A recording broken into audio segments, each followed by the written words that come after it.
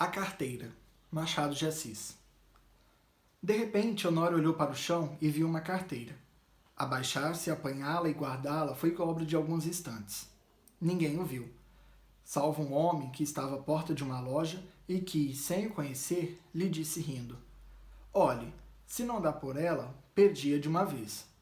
"É verdade", concordou Honório, envergonhado. Para avaliar a oportunidade desta carteira, é preciso saber que Honório tem de pagar amanhã uma dívida, 400 e tantos mil réis, e a carteira trazia o bojo recheado. A dívida não parece grande para um homem da posição de Honório, que advoga, mas todas as quantias são grandes ou pequenas, segundo as circunstâncias, e as dele não podiam ser piores. Gastos de família excessivos, a princípio por servir a parentes, e depois por agradar a mulher, que vivia aborrecida da solidão. Baile daqui, jantar dali, chapéus, leques, tanta coisa mais, que não havia remédio senão ir descontando o futuro. Endividou-se. Começou pelas contas de lojas e armazéns. Passou aos empréstimos, 200 a um, 300 a outro, 500 a outro, e tudo a crescer. E os bailes a darem-se, e os jantares a comerem-se, um turbilhão perpétuo, uma voragem. "Tu agora vais bem, não?" dizia-lhe ultimamente Gustavo C., advogado e familiar da casa. "Agora vou", mentiu Honório. A verdade é que ia mal. Poucas causas de pequena monta e constituintes remissos. Por desgraça, perdera ultimamente um processo. É que fundara grandes esperanças. Não só recebeu pouco, mas até parece que ele lhe tirou alguma coisa a reputação jurídica. Em todo caso, andavam mofinas nos jornais. Dona Amélia não sabia nada. Ele não contava nada à mulher, bons ou maus negócios. Não contava nada a ninguém. Fingia-se tão alegre como se nadasse em um mar de prosperidades. Quando Gustavo, que ia todas as noites à casa dele, dizia uma ou duas pilhérias, ele respondia com 3 e 4. E depois ia ouvir os trechos de música alemã, que Dona Amélia tocava muito bem ao piano, e que o Gustavo escutava com indizível prazer. Ou jogavam cartas, ou simplesmente falavam de política. Um dia, a mulher foi achá-lo dando muitos beijos à filha, criança de 4 anos, e viu-lhe os olhos molhados. Ficou espantada e perguntou-lhe o que era. Nada, nada. Compreende-se que era o medo do futuro e o horror da miséria. Mas as esperanças voltavam com facilidade. A ideia de que os dias melhores tinham de vir dava-lhe conforto para a luta. Estava com 34 anos. Era o princípio da carreira. Todos os princípios são difíceis. E toca a trabalhar, a esperar, a gastar, pedir fiado ou emprestado para pagar mal e amar as horas. A dívida urgente de hoje são os malditos 400 e tantos mil réis de carros. Nunca demorou tanto a conta, nem ela cresceu tanto como agora.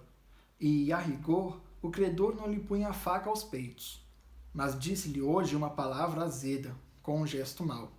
E Honório quer pagar-lhe hoje mesmo. Eram 5 horas da tarde.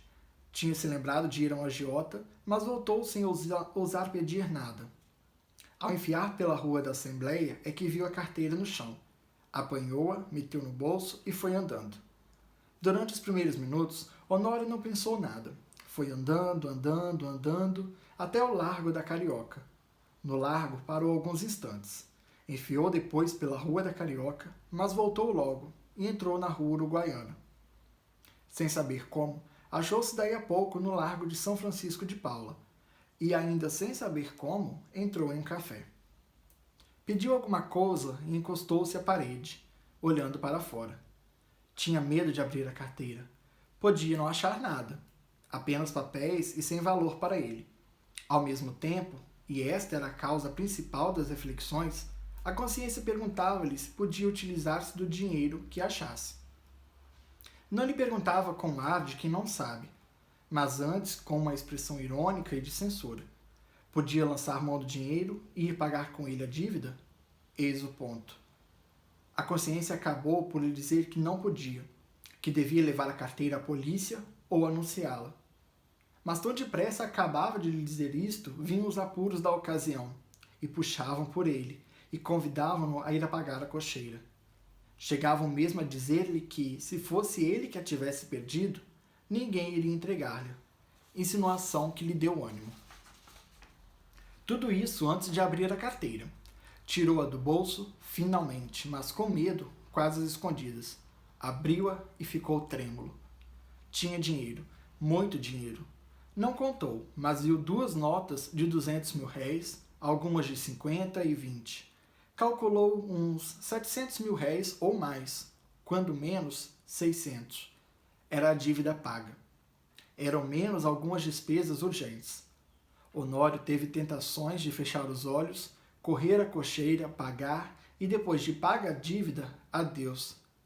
Reconciliar-se-ia consigo. Fechou a carteira e, com medo de a perder, tornou a guardá-la. Mas daí a pouco tirou-a outra vez e abriu-a, com vontade de contar o dinheiro. Contar para quê? Era dele? Afinal, venceu-se e contou. Eram 730 mil réis. Honório teve um calafrio. Ninguém viu, ninguém soube. Podia ser um lance da fortuna, a sua boa sorte, um anjo. Honório teve pena de não crer nos anjos. Mas por que não havia de crer neles? E voltava ao dinheiro. Olhava, passava pelas mãos. Depois resolvia o contrário. Não usar do achado, restituí-lo. Restituí-lo a quem? Tratou de ver se havia na carteira algum sinal. Se houver um nome, uma indicação qualquer, não posso utilizar-me do dinheiro, pensou ele. Esquadrinhou os bolsos da carteira. Achou cartas que não abriu, bilhetinhos dobrados que não leu e, por fim, um cartão de visita. Leu o nome. Era do Gustavo. Mas então a carteira examinou-a por fora e pareceu-lhe efetivamente do amigo. Voltou ao interior, achou mais 2 cartões, mais 3, mais 5. Não havia duvidar. Era dele. A descoberta entristeceu. Não podia ficar com o dinheiro sem praticar um ato ilícito. E, naquele caso, doloroso ao seu coração porque era em dano de um amigo. Todo o castelo, levantado, esboroou-se como se fosse de cartas. Bebeu a última gota de café, sem reparar que estava frio. Saiu e só então reparou que era quase noite. Caminhou para casa. Parece que a necessidade ainda lhe deu uns 2 empurrões, mas ele resistiu. Paciência, disse ele consigo. Verei amanhã o que posso fazer. Chegando a casa, já ali achou o Gustavo, um pouco preocupado. E a própria Dona Amélia o parecia também. Entrou rindo e perguntou ao amigo se lhe faltava alguma coisa. Nada. Nada? Por quê? Mete a mão no bolso. Não te falta nada? Falta minha carteira, disse o Gustavo sem meter a mão no bolso. Sabe se alguém a achou? Achei-a eu, disse Honório entregando-lhe. Gustavo pegou dela precipitadamente e olhou desconfiado para o amigo. Esse olhar foi para Honório como um golpe de estilete. Depois de tanta luta com a necessidade, era um triste prêmio. Sorriu amargamente e, como o outro lhe perguntasse onde a achara, deu-lhe as explicações precisas. Mas conheceste-a? Não, achei os teus bilhetes de visita. Honório deu 2 voltas e foi mudar de toalete para o jantar. Então Gustavo sacou novamente a carteira, abriu-a, foi a um dos bolsos, tirou um dos bilhetinhos, que o outro não quis abrir nem ler, e estendeu-o a Dona Amélia, que, ansiosa e trêmula, rasgou em 30 mil pedaços. Era um bilhetinho de amor.